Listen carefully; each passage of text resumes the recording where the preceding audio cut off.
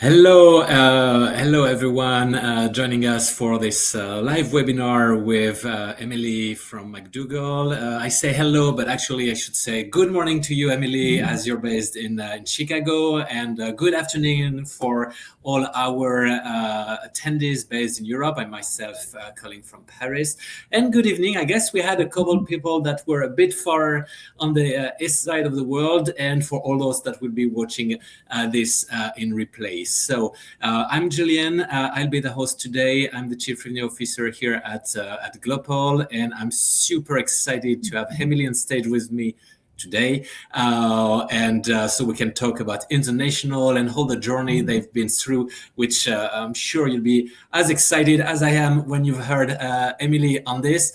But with no further ado, Emily, again, thank you. And I'll let you introduce yourself and Mac Duggal, if that works for you. Yes, of course. Thank you so much for inviting me and to talk here today. I'm Emily Greenfield. I'm Director of E-commerce at Mac Duggal. And Mac Duggal is really over a 40-year-old brand. We have been selling women's special occasion and formal wear for 40 years globally. Our wholesale business really does sell across the world and has for years. We added the DTC business about 5 years ago with our own website. It's so really expanding internationally, just knowing that presence that we've always had from wholesale selling in department stores and boutiques across the world was really important to us. So we've been excited to really shepherd that expansion over the last couple of years. I'm happy to talk about it today. Yeah, fantastic, and thanks for this. And well, I know international has always been important for you. And well, let me change the layout here. But before we go just into more questions, a little housekeeping. I forgot to say before. Of course, there is a Q&A session at the end of this fireside chats. Just go for any comments anytime, and we'll take the questions live or at the end of this session. And so I mean, yes, I was saying that international has always been something important for Mac Duggal. So you just told us, and before we get precisely into where you are today, if you can maybe take us back early 2025, what was your international business looking like at that point? Yeah. Actually, we were serving 100 countries, more than 100, close to 100 countries through checkout. We did use Globally to power our checkout. So we did have that available. And we were using the Shopify Translate and Adapt app to translate 5 languages. It was really a mixed experience, partially translated, and that really got us a certain point. Got us to a certain point, but we really felt like it really wasn't the complete picture. Yeah, I get it, and it's interesting because you are already serving 100 markets, 100 customers, in over 100 markets, which is already very big. You spoke a bit about the language here and what you were doing back then, but what made you, really feel that that wasn't enough? Yeah, I think to us, being serving a market is really different than being present in a market fully as a brand. We knew there was demand. We were seeing orders coming through, but our growth was really driven by paid acquisition. So longer term, we weren't really building out that organic discovery of the brand, and the customers really weren't able to experience the brand kind of natively. So we really felt a full localization was kind of the next unlock to really build and expand the business and really have it be more stable rather than just driven by paid, which obviously can be spikes, and it really is. Can be a really more expensive way to grow the business.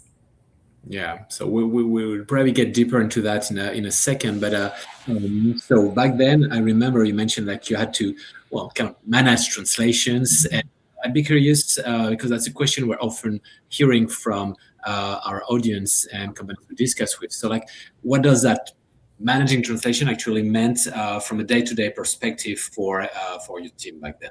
Yeah, it was fairly manual, actually. While, the app we were using did some auto translation every single time we made a change to the website, which is weekly, or added the product, which was almost daily. The team really had to go back and double check translations.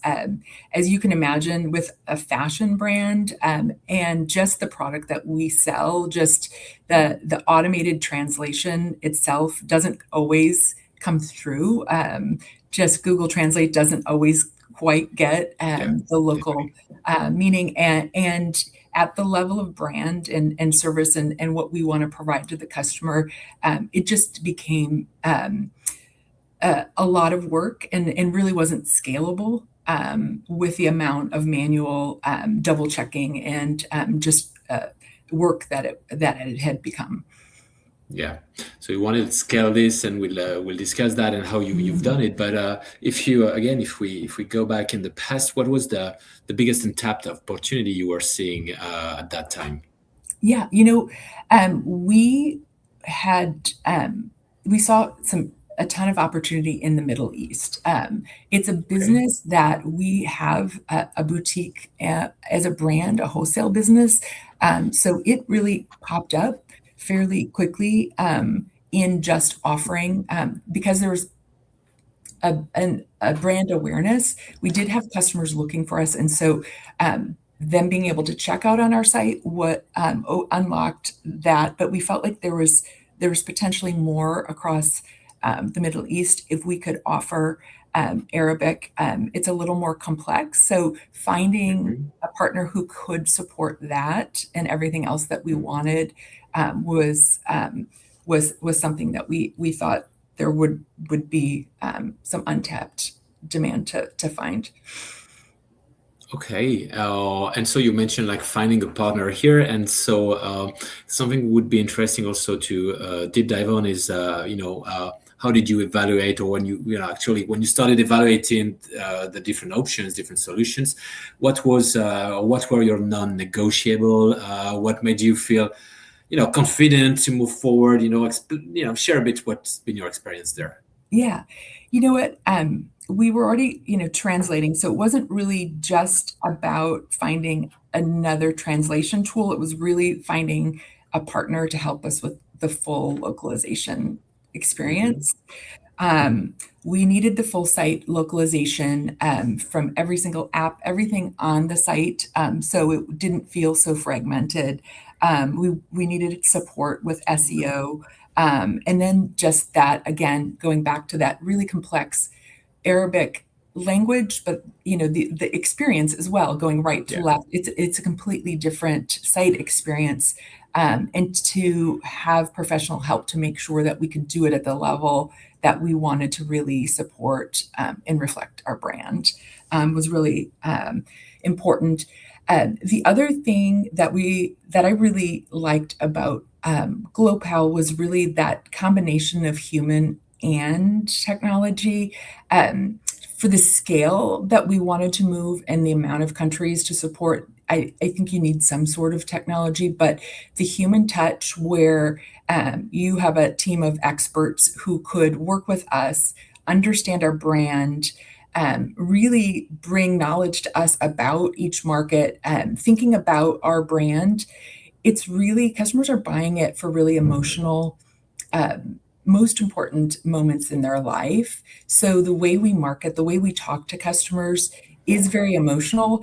And then you think about the complexity of the details that we add. There's so many different fabrics, so many different treatments on different dresses. Just the help to actually buy market. What is the meaningful way to talk about this? We really found, talking with Glopal, that you had that resource to be able to set that up, and then also to build an infrastructure that would reflect our brand voice longer term. So it wasn't this, daily, weekly maintenance, that we could build kind of an infrastructure that would move with us as fast as we wanted to move. And then also just the full site experience to be able to support, whatever kind of plugins or things that we're putting on the site. It can just be that seamless experience, and the customer can experience wherever they are. They can have that same experience was really, really important. So just, I think it just having the same brand experience wherever the customer was, in whatever language they wanted to experience the site in, that really was meaningful for us. And that's kind of what ultimately brought us to Glopal. Yeah, definitely, and thanks for sharing this. We'll never tell it enough. How important it is to have the experience in the language for the buyer. That's so important. What you just shared is something we see with all customers, and something very, very important here. So if we when we started to discuss, when you started to discuss with Glopal back in time, I mean, international, if I recall correctly, was a fairly small share of your revenue. I'd be curious to hear you about how did you how did you make the case internally? Yeah, how did you frame the investments? That'd be interesting. Yeah, sure. It was definitely a smaller part, and it at the time was really more of an emerging, if you just looked at the numbers, more of an emerging opportunity. But the way we really framed it was really more of a growth investment rather than a technology or translation expense. Trying to just really look at it at the longer term, with a longer term view. Paid, obviously, you can get traffic immediately with paid acquisition, and it's a really important base to get things started and to get the brand out there. But I think localization, building SEO, building those pages gives you that longer term base that really compounds over time. So every single page that you're creating localized is giving you that base that really builds the platform for the customer to find your brand natively in their own language, and the customers can discover you beyond just that paid acquisition. So it just we believed it could be a bigger part, but like the localization really would give us that base. Yeah, it's interesting. It sounds like you had some base, but you wanted to have the foundations, what you would need to ensure that you can grow further in all those different markets. And okay, and so if we look now at the the project itself, so you went live from signing with Glopal to be live in 28 markets within I guess less than 3 months. So if you can walk us through what that actually looked like, any phases, sequencing. Yeah. The rollout was very intentional, and because we had kind of languages and countries in kind of different phases, we took it a phased approach. We really started with kind of net new, where we didn't have languages at all, and we really didn't have kind of advertising feeds going. So kind of the net new, so we could really understand like the real impact and change, and kind of get some baselines of what that experience was doing. So that was a great first start. And then second, we really wanted to tackle Arabic, because we felt like that was really an opportunity that we had been waiting for. So, and we also felt it was really kind of more complex. There was the site experience a component to do. So we did the entire Middle East in Arabic second, and then from there tackled the existing languages. There we really wanted to be thoughtful about SEO, preserving SEO value. We had already kind of Of built, course, yeah. and then redirects, and just architecture was a little more complex. So there were some things to work through there. And then finally, we did kind of the longer tail countries, and some of the language countries that had some more complexity to them. And with all this, what surprised you the most? You know what? Honestly, what surprised us the most was really like the reaction of the customer. We kind of expected the operational benefits to our team, the SEO benefits, but we really saw customers really starting to engage really quickly. And that was definitely rewarding. And just seeing the customers more just react with the brand more. And just widgets on site, we had customers chatting with us in language, day one, they were there, and with the translation, it was seamless. So it was really exciting.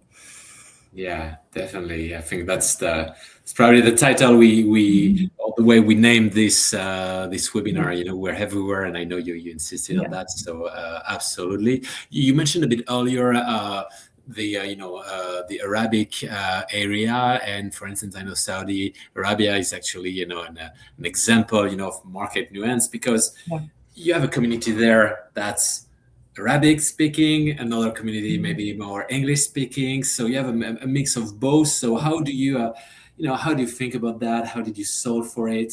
What's been your yeah, experience? yeah. Yeah, we were really excited to launch that and kind of be able to offer both languages to the customer.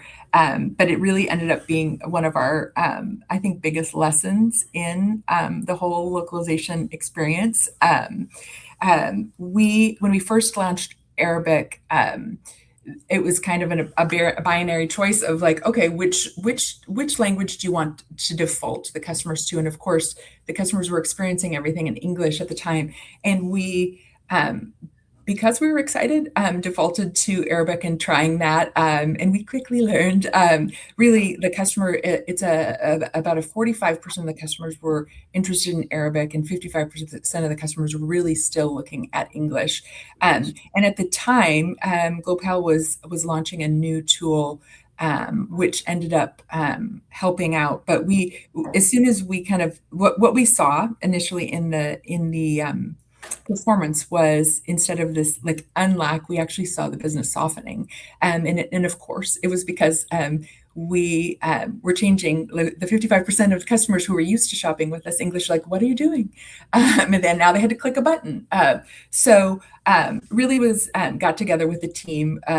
We brainstormed about it, and you guys had a new tool that was just in testing phase, but we pushed it through, and were able to change that experience to defaulting to the customer's language, their browser language. So we could just meet the customer exactly where they were, whatever they were used to and already browsing in. Obviously the better way, but it was definitely a good learning, and a learning that we were able to really apply to the rest. That the following we had other countries, Canada, one of our largest markets, that's English and French. That was really important to just meet the same way, but really just told us a story beyond that of just really meeting the customer where they are, and not really trying to show the customer what you think they want, but really localizing is about removing the friction, and helping the customer discover what they want to shop with the brand in the way that they want to. So was really valuable mistake that are valuable learning. But yeah, we appreciated the partnership in really solving for it really quickly. As soon as we changed that back, we did see the revenue come right back and grow, just as we had expected. So it was great that we had done the phased approach and kind of just learned from each section, I think. Yeah. And what we see is that each brand is different. Well, it's true in the Middle East, depending on which countries, which brand, etc. Either you appeal to the local community or a bit more expatriates. Depends a bit, but Yeah. I mean, agility and the ability to test and revert back to something if it works better was a good example here. And so you mentioned the partnership, etc. But what about your team and what about the workload? Would you Yeah. mind comparing how it was before and what it was after when it comes to international? Yeah, that has been an unlock. Previously very operationally focused, and it's really been where our energy goes now. It's really more about merchandising, thinking about the customer's experience rather than kind of the operational piece. So we're thinking more about the growth, and that has really been an unlock to kind of release us from those kind of operational. It's just a part of the infrastructure and just every day. So it's been great. Cool. And so let's maybe look a bit at the results and the experience for your customer, etc. And I remember you mentioned that you had Mhm. customers reaching out to you, to Yeah. McDougall, believing you were actually the local brand in their country. I'd be curious to hear, like what does that mean to you? How does that feel? Yeah, tell us a bit more about Yeah. this. Yeah, that's been one of my favorite things, that, customers reach out to us in their language, and we love that, and they should do that. But the fact that they just assume that we will understand, and that and almost assume that we're a local brand. The interesting thing too, we've also seen partners. I get reach outs weekly, even just this morning, someone from Argentina reaching out, a business, a software, just assuming that we are local, and that which is really great. It means that the customer is really experiencing us as a local brand, and of course we're not, but it just really takes that barrier away. The customer is just experiencing the brand, and kind of removing all borders, which is amazing. But it just goes to authenticity, I think, too, and trust. When you're expanding, you're trying to build trust with the customer, and it just shows, the customer is already arriving, kind of trusting that we're going to take care of them in the right way in their language. So we love that. Yeah. And I saw there's been a question about we'll get back to that at the end about customer service, etc. in those languages, but that would be interesting Mhm. to hear your thoughts on that. Great. Let's look at the numbers and anything that you're okay to share. But what results can you share? And if you have any, we spoke about the surprise about the project, but would be curious to also hear if you had any surprise regarding which languages or which markets Yeah. have worked better or surprised you at least. Yeah. No, we've definitely seen a ton of growth, which is expected and exciting. But we have seen triple-digit growth in many of our localized markets. Some of the surprises, we've seen a lot of growth in Europe, but Germany and Poland in particular have been countries that really, previously we didn't see a lot of growth, and for the size of the market, they were kind of undersized. But as we've been able to fully localize, they've grown much faster, and really have been an exciting opportunity. And then just overall, the quality, I think, of the growth, we're seeing consistency, we're seeing larger average order value. So feeling like it's a stable growth as well, which is great. Yeah, and well, you mentioned you've grown significantly international on your international markets. When we spoke earlier about how you framed the investment back then, international was a fairly small share of revenues. So I don't know if you can share, how this has evolved, and also what maybe has changed on how your team or the whole team at McDougall thinks about, international for you guys. Yeah. Yeah. Yeah.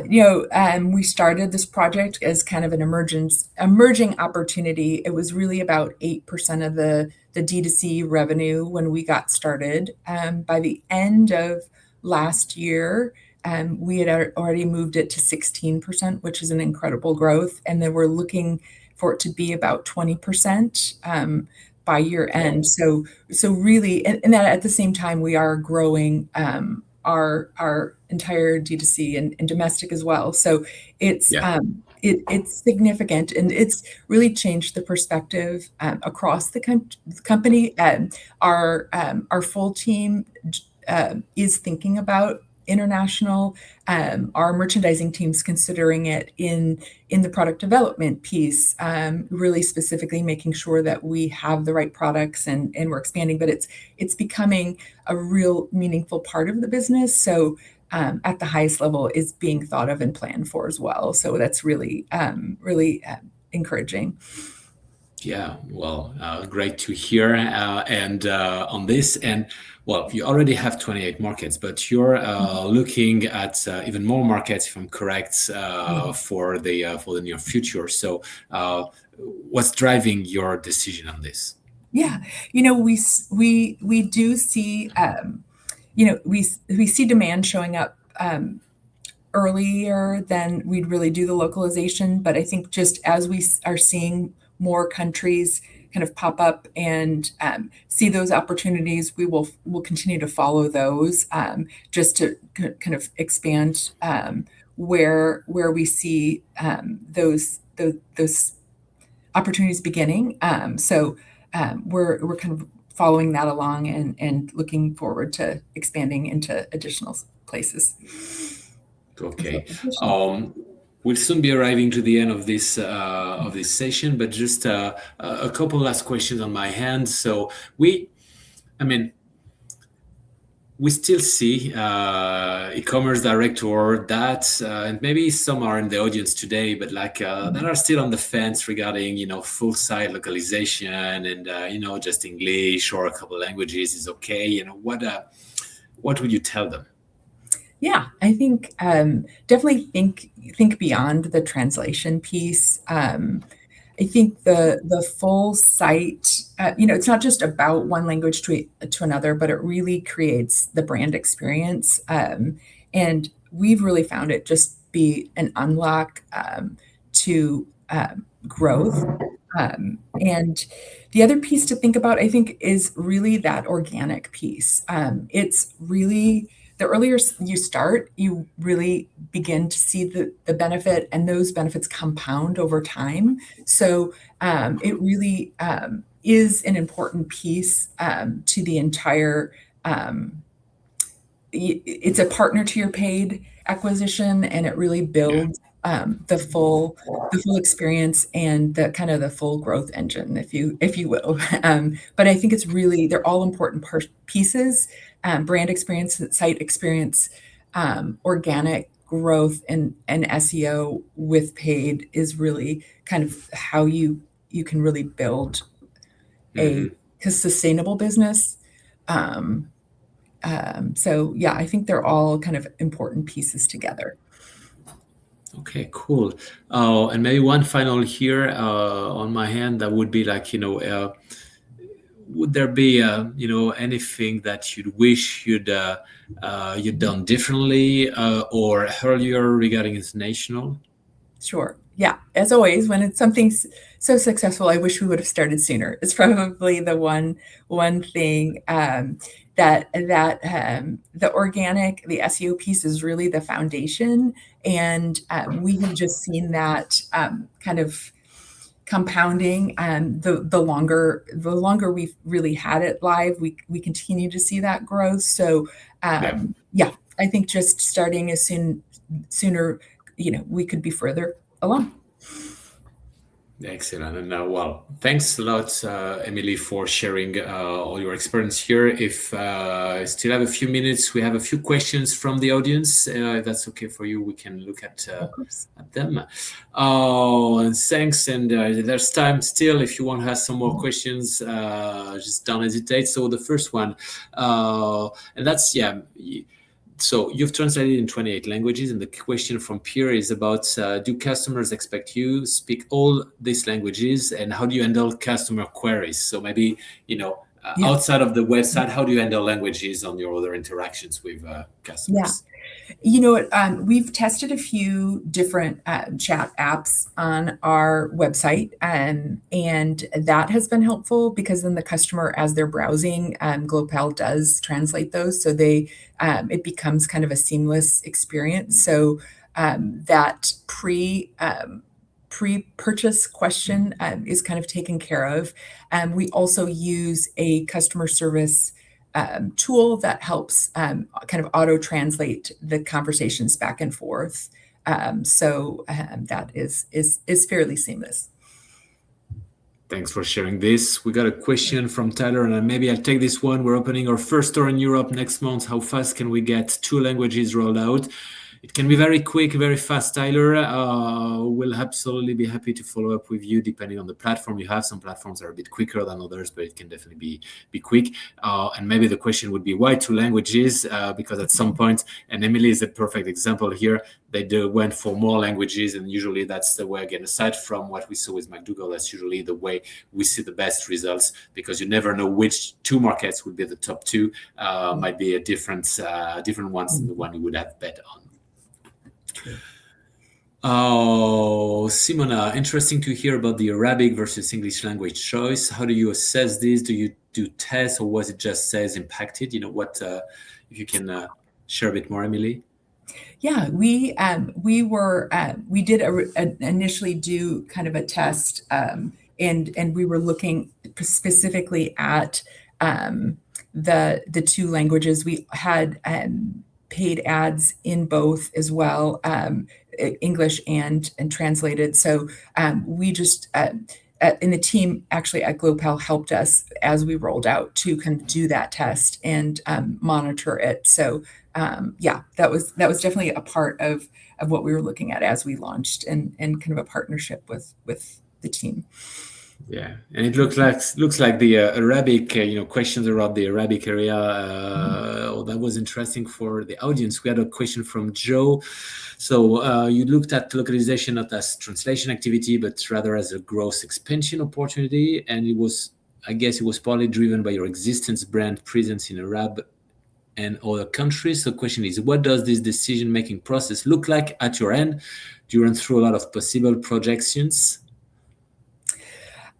So we were really looking at both like the average order value, like the amount of orders, the average order value, consistency of revenue, and then we had been doing some paid ads in English and in the 5 languages that we had translated. We had a couple of campaigns out there, but we just kind of looked at and tracked business that way. And as far as planning and projecting, it's fairly inconsistent until you kind of get a stable base. We have actually seen, since we've done with Glopal and have an organic presence, it's actually much easier to plan because it's more consistent and not just driven by paid. But otherwise, initially it was really a sales plan based on those paid, just the way you'd plan your paid, and just what percentage is organic versus, and it was a very low percentage to begin, and then it can be a larger percentage of the sales as you go. Yeah.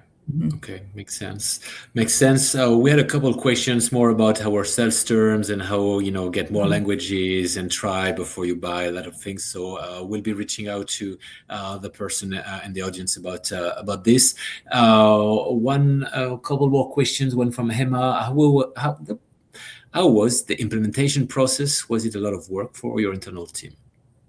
No, it was not a lot of work. I think it was a lot of work for the Glopal team, but no, it really isn't. I think it's initial. There's a few phases that you go through where you're talking about the brand and giving, as long as you have kind of that brand information kind of ready to go, what you're looking for. But then it was specific about products. So, we knew that, what we might call a cocktail dress in the US doesn't make sense somewhere else. It might be a party dress. It might be something completely different. So just having we went through each of the different phases and just kind of had workshops that we went through, but it was really, I think, 3 workshops that were that we did, and then once everything was built, just doing the checks and the quality checks and that kind of that. But it was very doable. Definitely. And yes, there's work on Glopal's team for sure when we launch any new merchant. But yeah, that's the service we're providing, ensuring it's as smooth as possible for the brand. Yeah. And probably a final question here. So did you get help with your GEO as well? So everything around AI. I don't know if you discussed that with the team, Emily, but yeah, any experience on that front? You know what? We haven't done that specifically with Global E. We have been doing that just overall as a brand. We use Shopify, and we have been just preparing data, but that is all then obviously translatable through Glopal. So yeah, we've been doing kind of that infrastructure data work just as an overall project. Yeah, and then maybe letting it kind of be translated, right? Yeah. Absolutely. And that's really where we come into play. What brands typically do regarding a GEO is that and same for SEO, actually, we're here to amplify what they already do on their domestic market. So usually a brand works, and let's be, discoverable through AI search, AI overviews, etc. And when you do that on your domestic market or in English, then we're able to replicate that at scale on the different other markets. And just bear in mind that for AI and GEO, the first thing that matters is really to have a well-structured website and in the language, because obviously before showing language, results that are in the different language, it will first look at languages that are in the language from the buyer, at least the language is using to interact with the AI. So yeah, a key topic, and maybe a final number here, or final info here. AI search is already the second source of traffic for most of our customers. So that's something we keep track on very precisely. Fantastic. I think that was the last one from the audience. So, well, thank you, Emily, first to have been with us today. Thanks a lot for sharing your experience with Glopal and your international journey so far. Thanks for the audience here. For those who were live, thanks for those who looked at this webinar and replay. It will be available very shortly. And I don't have a slide actually about that, forgot about it, but we have a next webinar that is on July the 15th with a European brand, Sabre Paris. They do sell some kitchenware stuffs, and great story also. So we'll be sharing with people that were live today, of course, and hope we see you on this next one. Thanks a lot, and have a great rest of the day and evening for those in Europe. And all right. See you soon, guys. Bye-bye. Bye.